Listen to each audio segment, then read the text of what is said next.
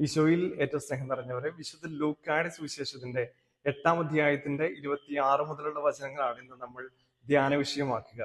ഈശോ ഗരസേനരുടെ പട്ടണത്തിൽ പ്രവേശിച്ചു കഴിയുമ്പോൾ പിശാചുബാധിതനായ ഒരുവൻ വന്ന് ഈശോയോട് പറയുകയാണ്, യേശുവെ, അത്യുന്നതനായ ദൈവത്തിന്റെ പുത്ര, നീ എന്തിന് ഞങ്ങളുടെ കാര്യങ്ങളിൽ ഇടപെടുന്നു? ഒരു പിശാച് ബാധിതൻ ഈശോയുടെ ദൈവത്വം തിരിച്ചറിയുകയാണ്. ഈശോ യഥാർത്ഥത്തിൽ അത്യുന്നതനായ ദൈവത്തിന്റെ പുത്രനാണ് എന്നുള്ള ഈശോയുടെ ദൈവത്വം ഒരു പിശാച് ബാധിതൻ തിരിച്ചറിയുന്നു.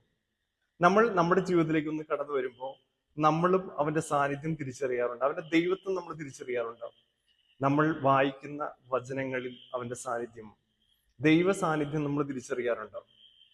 നമ്മൾ ഉൾക്കൊള്ളുന്ന കുദാശകളിൽ അവന്റെ സാന്നിധ്യം നമ്മൾ തിരിച്ചറിയാറുണ്ട്. വിശുദ്ധ കുർബാനയിൽ അവന്റെ സാന്നിധ്യം നമ്മൾ തിരിച്ചറിയാറുണ്ട്. ഈശോയുടെ ദൈവത്വം നമ്മൾ തിരിച്ചറിയാതെ പോകുന്നു എന്നുള്ളത് ഖേദകരമായ ഒരു കാര്യമാണ്.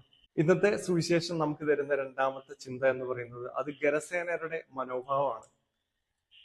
ഈശോ പിശാചുബാധനെ സുഖപ്പെടുത്തിയത് കേട്ട് കണ്ടപ്പോൾ ഈശോയോട് അവർ വന്ന് പറയുകയാണ്, നീ ഞങ്ങളുടെ പ്രദേശം വിട്ട് പോകണം.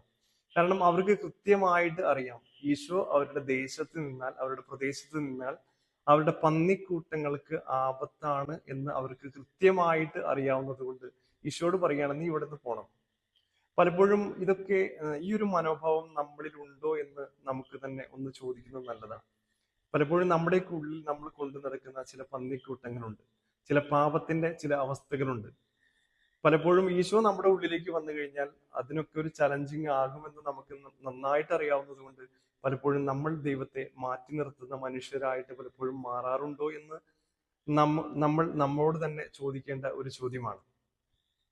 ഇന്ന് എനിക്ക് കിട്ടിയ ഒരു ടീഷർട്ടിന്റെ ക്യാപ്ഷൻ ഇങ്ങനെയാണ്: ഡിസിഷൻസ് ഡിറ്റർമിൻ ഡെസ്റ്റിനി. തീരുമാനങ്ങൾ വിധിയെ നിർണയിക്കും. നമ്മുടെ വിധി നിർണയിക്കുക നമ്മുടെ തീരുമാനങ്ങളാണ്.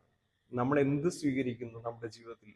നമ്മൾ പന്നിക്കൂട്ടങ്ങളെയാണോ സ്വീകരിക്കുന്നത്, അതെയോ ദൈവത്തെ തന്നെ, ഈശോയാണോ നമ്മുടെ ജീവിതത്തിൽ നമ്മൾ സ്വീകരിക്കുന്നത് എന്ന് നമുക്ക് നമ്മോട് തന്നെ ചോദിക്കുന്നത് നല്ലതാണ്. നല്ലൊരു ദിവസം ആശംസിക്കുന്നു. ആമേൻ.